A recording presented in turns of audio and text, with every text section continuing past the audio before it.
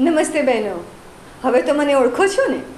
હું ડૉક્ટર મીના શાહ ફરી આપનું સ્વાગત કરું છું નિર્ભયા કાર્યક્રમમાં, જેનો હેતુ છે સુરક્ષિત જીવન, શ્રેષ્ઠ જીવન અને ખાસ કરીને બહેનો માટે.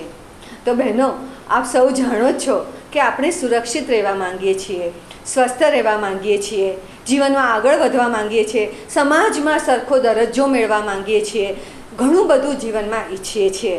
અને આ બધું કેવી રીતે શક્ય બનશે?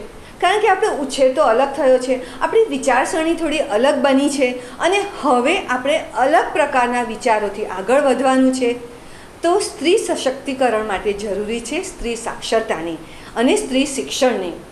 જો આપણે ભણીશું, ફક્ત ડિગ્રી માટે નહીં પણ જીવનલક્ષી પણ જ્ઞાન મેળવીશું, તો જ આ બધું શક્ય બનશે.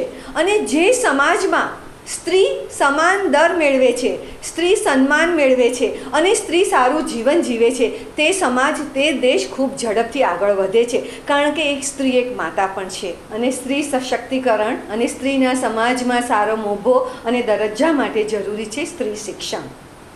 શિક્ષણથી જ જ્ઞાનની ક્ષિતિજનો વિકાસ થાય છે. શિક્ષણથી બુદ્ધિ અને વિચારોમાં બદલાવ આવે છે. શિક્ષણથી જ આત્મસન્માનની લાગણી થાય છે. શિક્ષણથી જ તમને એવું લાગે છે કે હું બહારનું કામકાજ પણ સરસ રીતે કરી શકીશ અને પુરુષ સમોવડી બનીને સમાન પગાર ધોરણ પણ મેળવી શકીશ.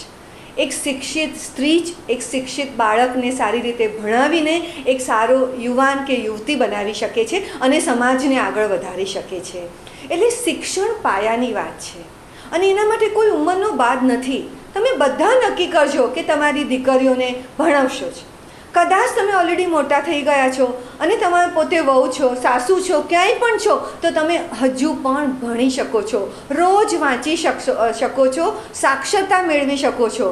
જેટલું તમે જ્ઞાનવર્ધન તરફ આગળ વધશો, તેટલો જ તમારામાં સ્વમાનની લાગણી વધશે, તમારામાં કોન્ફિડન્સ વધશે અને તમે જાત જાતની જગ્યાએ સ્વમાન સાથે સુરક્ષિત થઈને આગળ વધી શકશો. કારણ કે આપણા પોતામાં અંદર કેવી પોતાના વિશે લાગણી છે, તે ખૂબ જ જરૂરી છે સલામતી અને સુરક્ષા માટે અને સરસ જીવનમાં આગળ વધવા માટે. તો બહેનો, આ બધા માટે તમે મારી સાથે ભાગીદારી કરશો ને,